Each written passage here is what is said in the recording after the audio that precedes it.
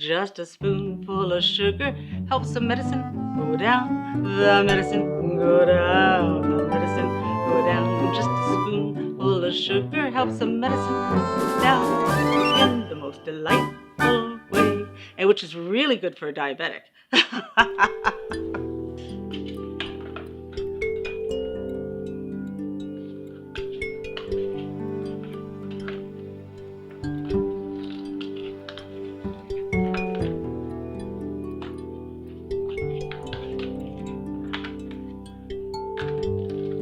It helps being anal retentive too.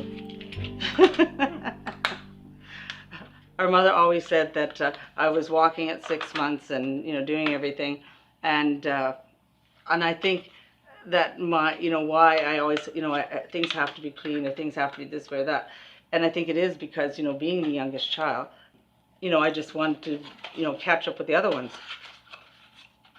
They didn't want me. That may seem hard to believe. Who? The rest of us? The rest of you. No, that's not true. They wanted to beat me up. Yeah. We wanted to beat you up, and we also thought that you could take the punishment. Yeah. It's a wonder I didn't suffer horribly. You did suffer horribly. I did as a child. Yeah. I don't remember that though. I don't remember suffering horribly. I always think I had a great childhood. They said you'll know a person what they'll be like as an adult if you ask them what their childhood was like. You actually have 10 doctors. Yes. Well, I have the endocrinologist, the hematologist, a cardiologist, a respirologist, pulmonary hypertension doctor, a rheumatologist. Yeah, there's a lot. Neurologist, I forgot those ones. Oh yeah, you need a brain doctor. Oh yeah. This guy is from Cuba. He does like the. And then it's almost he wakes up and then he goes, and he's only like I'd say late 30s, early 40s. He's absolutely hilariously funny.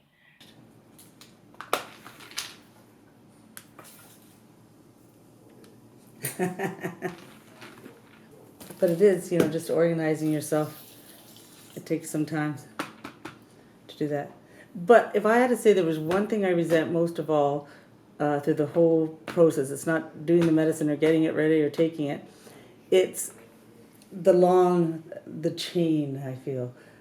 Sometimes. I don't usually think about it, but just sometimes I get it caught in things, and that's my level of frustration would only be that. She has taken that issue of having to be trapped to her oxygen tank all out throughout her house as just another way of doing life. Okay, now I have to breathe oxygen. Big deal. Let's go out and party. Little kids will stop dead in front of me and just stare at me, and I'll say, yes, what's that up your nose? Well, it's oxygen. What's that? Well, it's the air that you breathe in, and it goes to your lungs and it makes everything work inside. Oh, and why do you have to have that? Oh, because I have something wrong with me and I need the oxygen. Oh. Do you sleep like that? And I said, yes, as a matter of fact, I do. Oh, that must be horrible. He was 4 years old, it turns out. And he said, doesn't the cord wrap around your neck? I said, no. It has to. But at 4 years old, he sort of figured it all out that, this has got to cause a problem. Oh, I think I did it. Yay. That's a lot of milk.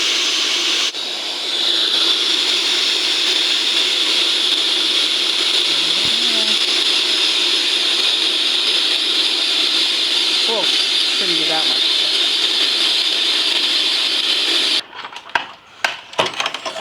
And you have to be careful too. Well, this will stop in a few seconds. The only thing that ever works with machines is hit it. That applies to computers and telephones. Oh, people have stopped me, in fact, even yesterday. I said, oh, I think your machine's on fire.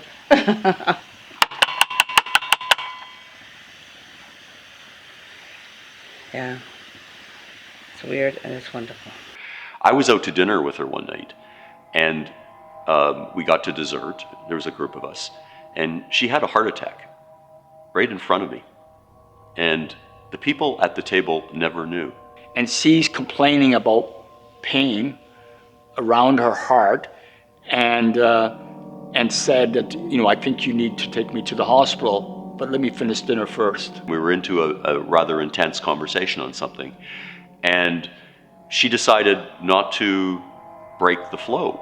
It's very hard for me to even fathom that, because when I get a cold, I think, it's the end. Whereas she's having a heart condition, and, she'll finish her dinner before she even tells us to go to the hospital. I was dancing the other day. I thought, I got my moves still. And I all of a sudden go, I thought, why? Oh, wait a second, sit down. And I thought, I'm fine. Why can't I just do a few moves, Rosemary is a patient that I've realized has got the will to live. How many illnesses do you actually have? Oh, I don't know, 12? So my first disease I was diagnosed with was multiple sclerosis, MS, back in 1992. It affects your mobility and your cognitive skills. I take no drugs for that now or never have. The next disease I was diagnosed with is lupus. It's an arthritic disease that can affect your joints. I do not or never have taken any drugs for that. The next disease is scleroderma, and that is also an autoimmune disease and an arthritic disease that causes scarring of the skin and also internally. So I have pulmonary fibrosis, which is scarring of the lungs, and that they feel was caused by the scleroderma. To help with that, I take Adcirca and Valivorous, and they both are vasodilators. So we've got pulmonary hypertension, pulmonary fibrosis, scleroderma, and congestive heart failure. These 2 drugs help with all those diseases. I'm also on the high dose of prednisone to help suppress the inflammation for all these diseases. It has eaten away my insulin. I take 5 different needles a day between the Humalog and the Lantus to control my diabetes. I also have a clotting issue, and I take Xarelto. I also have Raynaud's syndrome, and that affects the extremities. There again, the Adcirca and Valivorous seem to help with that. And the newest one, the myasthenia gravis, a neurological disease, much like MS, it affects your muscles. So right now I'm not taking anything for the myasthenia gravis. Having said all that, I'm still feeling pretty good. She first started having issues when I was about 13. I remember it quite vividly. My dad came home, and they're in the bedroom talking for about 2 hours, and heard a lot of crying and, consoling. And I just remember coming out and being in utter shock when they basically told me that she had 5 years to live at that time. I think about her death a lot just because we're so close and we talk so frequently that, I'm very dependent on her relationship for advice. I think, especially when she ends up in the hospital or has a flare-up, it's really when it hits home and becomes real again. But when you're with her normally, you wouldn't even think that she's sick. All the germs in the hospital. Of course, they're the worst places, right? I'm here today to have an iron infusion. For the last few years, my iron levels have been very low. So I need this to balance out without getting a blood transfusion. First, I kind of didn't believe it. I thought that she was putting it on to be so happy and afflicted by so many conditions that not only threatened the quality of her life, but are life-threatening. And she kept a smile. She was very positive, but positive from another place. After I got to know her a little more, then I could resonate with the place that she was speaking from. And that place knows no disease. In 1992, somebody told me about Dr. DaCosta, and I always swear that he is the one who saved my life. I mean, he diagnosed everything before any doctor did. He never says that he's going to cure you, he's going to fix everything. What he says is, I will try and help you to achieve the best quality of life you have while you're here. She has an amazing will. And she has an equally amazing grace. You have to have a will that only allows a positive framework.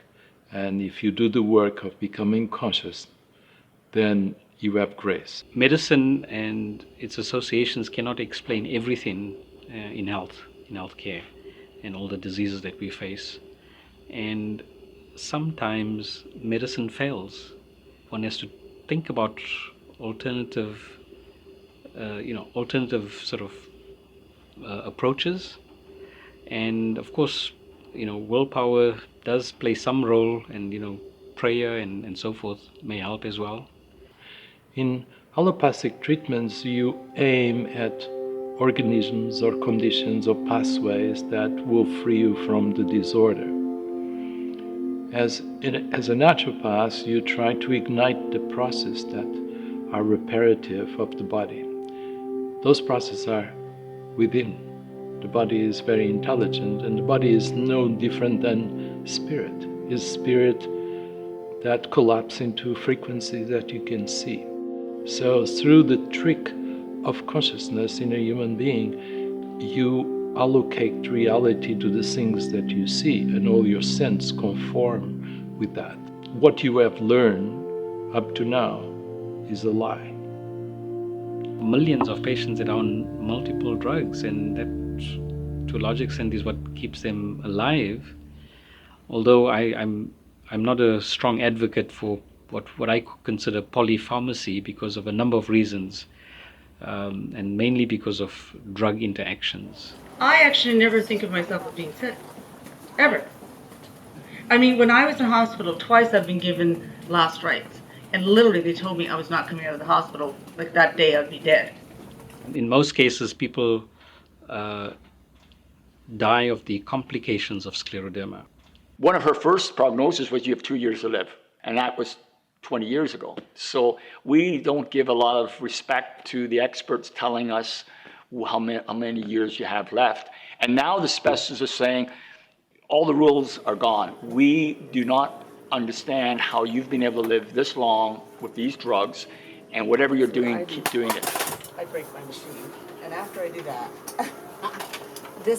I hook up to their oxygen, so I don't use all mine. Really what we all want, as I say, is the magic pill, and we want somebody to hold our hand and tell us it's going to be okay. I will never get better as such. I'll never be the Rosemary I was, but that's okay. I don't do that. You just came back from a 2.5-hour lunch. Now you need to work. Excuse me, it wasn't 2.5 hours. Done. Hour and a half. Aw, you miss me, baby. Sure. Aw. I see you miss me. Hey, wait, I missed that. No, Say that again, please. no message. She doesn't take her phone. I can't contact her. He gets worried if he can't get a hold of him. He's better now. He used to be really bad. But you love her anyway. Yeah. Kisses. He wants to take kisses. Mwah. So it's so wonderful that this documentary is being made, but I actually don't exist because according to my dog, he everywhere he goes, I'm not here. He will literally look me up and down from the tip of my toes to the top of my head and look at me and then turn around and walk away. Don't you love to know what they see on their end? Oh, I know. Right up until about 10 years ago, I had a raging temper. But now I've mellowed. Oh, you have. You know, you get more with honey than you do with vinegar. I quite often will start in attack mode, get the attention, let's say, of the doctor or the nurse, and then Miss Diplomacy comes in and takes it from me. So we make a good team. I get their attention, and then Rosemary gets the right answer. I just truly believe that Rosemary is unstoppable. What's the unsinkable? Molly Brown. Molly Brown. Yeah, she just died, though. Yeah, but at a good old age. Pat is the most wonderful caregiver. I mean, he's unique in that respect because that's not really his personality. But for me, he, has done everything. And I mean, at stages, he had to carry me into the shower. He had to wash me, change me. He had to put me on the toilet, wipe me, do everything. And a lot of people, man or woman, just aren't capable. It's just not in their being to do that. And certainly with my health, I've been in so many situations. If I didn't have them, I don't know what would have happened. In the last 8 years, I've been in hospital probably like 15 times, like for stays, not just to visit something was wrong. There was a couple of episodes, one in particular, where Rosemary was having a respiratory attack. And they were literally giving her the last rites. She's not coming out of the hospital, like this is it. And he goes, no, he says, if you have a priest or somebody you want to go and get them. He says, because she won't be getting out of here, right? And so, and Rosemary was calm as a cucumber while this was happening. I'm freaking out. And so behind the scenes, I'm telling the specialist, the respirologist, that you have to give Rosemary a massive amount of prednisone. And the doctor was like refusing to give me the intravenous prednisone, right? And I'm like lying in the bed. And Pat says, no, give her the prednisone. And he said, that won't make any difference because we know that beyond a certain limit, the body doesn't react. And I said, that may be what your medical book says. It doesn't with Rosemary. For some reason, Rosemary's body responds really well to these super heavy dosages. And sure enough, grudgingly, because I was literally fighting with him, and he went and gave Rosemary a big dosage. About an hour later, Rosemary recovered. And she literally, if they hadn't done that, I think she would have died that day. I would say the medical system, on one hand, I think the medical system's broken. But I would say for most people with one disease, other than the long waiting times, I would say the system works quite well in Ontario. Where it fails badly is where you have multiple diseases. The specialists aren't talking to the specialists. So after that respiratory attack, where Rosemary nearly died, I think we both learned we are not going to accept, we're not going to be shy about challenging. And so, Rosemary and me to a lesser degree learned that we needed to have the knowledge of drugs, we needed to understand how the system works, and then learn how to case manage yourself. She's had 4 times where she confronted the doctor and or nurse, and they would have killed her with a medication that interacted with other medications. Part of the reason that she's been around for so long is because she is, almost a doctor herself with her knowledge of the medical system and prescription drugs.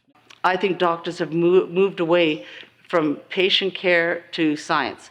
Most of them should be doing research. They shouldn't, and I've said that to them. I'll say, look at me and talk to me. Do not look at that paper in front of you, because that's not who I am. That's not what you're dealing with. And you literally have to say that, because, they'll be going off on this tangent, that, but not really, how can I improve your life? Over the years especially, she has had to be her own self-advocate. But Rosemary has been doing that since she got her diseases. Because she self-advocated and she's investigated and put it all together, she's been able to see what you need to do in order to be able to make your life situation more livable. Hello, my darling. How are you? Well, now that I see you and all your brilliance, I'm very happy. Oh, jeez. Is this an Academy Award winning performance? Love me tender, love me true. Da da da da da. So I get 2 lines out of that one. Everybody, let's rock. That's the other thing too, is that I have all the scarring in my brain now, which has affected my memory. That last MRI showed all my memory parts of my brain were affected too. I'm just a scarred up mess. She sees the humor in life, how ridiculous life can be, how unfair and stupid life can be, but someone that actually sees life as a divine comedy. Thank you. Good afternoon. Good afternoon. It is my absolute delight, honor, and privilege to be here to introduce someone that's really special to everybody in this room. It's what draws us all together. It's what makes us all much richer people. Because of our love and admiration for Rosemary. And as you may know, this is the one time that we have an opportunity to hear Rosemary perform in public. Oh. So she is going to be singing for us today. And a rare treat, not that we haven't heard her sing, anyone that's phoned her up has heard her telephone messages. Rosemary has always loved music, and she's brought so much music into our lives. So, ladies and gentlemen, it is my great, great honor and privilege to introduce you today to our very beloved Rosemary Donnelly.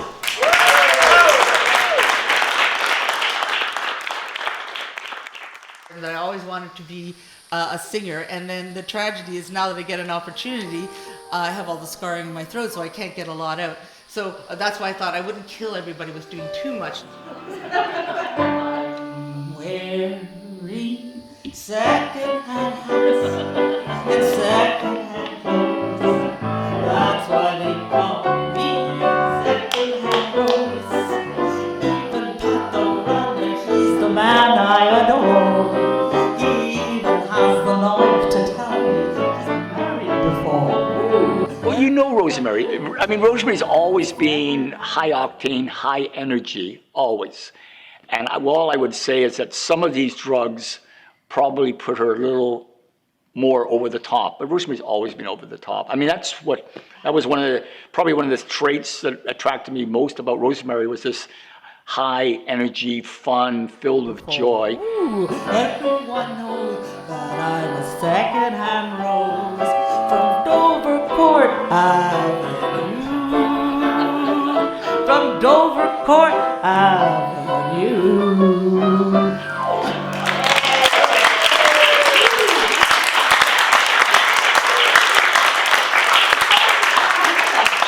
So he has an office downstairs. She's typically upstairs. They're in a bungalow. And yes, she'll either, if she's calling and he doesn't answer, she'll call him on his cell phone, call him on the landline, because again, unfortunately, with a lot of the drugs she's on, it makes you super hyper. So in particular, prednisone, when she ups that, you can't wait. If she gets an idea in her head, it has to be done now. And, unfortunately, sometimes she'll use the health card to say, well, I would do it myself, but obviously I can't. Crazy. I'm crazy for feeling so lonely. Oh, I love that note. I'm crazy for feeling so blue. We used to liken Rosemary, I don't know if you remember this, to Bette Midler. And because she was a very good singer. And she also had that raunchy personality, totally raunchy, still does. And perhaps that's helped her through a lot of things, because the way she looks at life is really, a lot of it's a joke. And not a joke as in it's not serious, but you don't take it serious.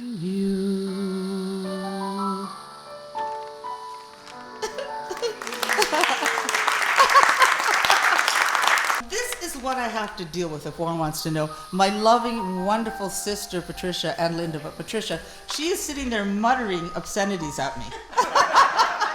In the front row. Actually, Rosemary and I, we are convinced that we should have been comedians because we're so funny. Yeah, definitely. These are all my pills. They're about that size when I take them too. I know, if I need one, I just pull them down. Who knows what I might get. I mean, I don't have the good drugs. I got no cocaine, no heroin, no, like what do I got? I don't even have any painkillers. Disease is a lie. It doesn't exist. Who you are is immortal. If you are immortal, you cannot get sick, neither can you die. And now the end is near, and so I face the final curtain. That doesn't sound good. Okay, it's just, my friends, I'll say it clear. It's something we've never highwayed to it all down. Oh no, like this. I did it my way.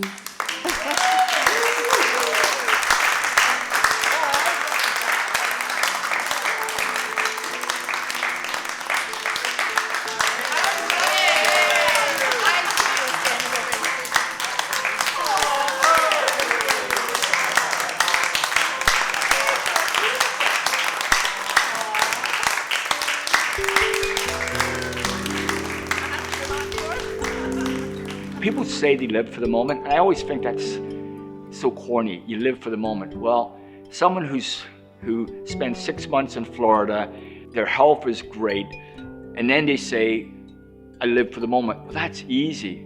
The real test for living in the moment is when you do have difficulties, and not just disease, when you have challenges within the family, with your children, with friends. It's how you deal with those situations, and you can still enjoy life. You can still make people feel good about themselves. That, to me, is the real living for the moment, and I cherish Rosemary for that. Yeah, I think Rosemary will probably live to 100.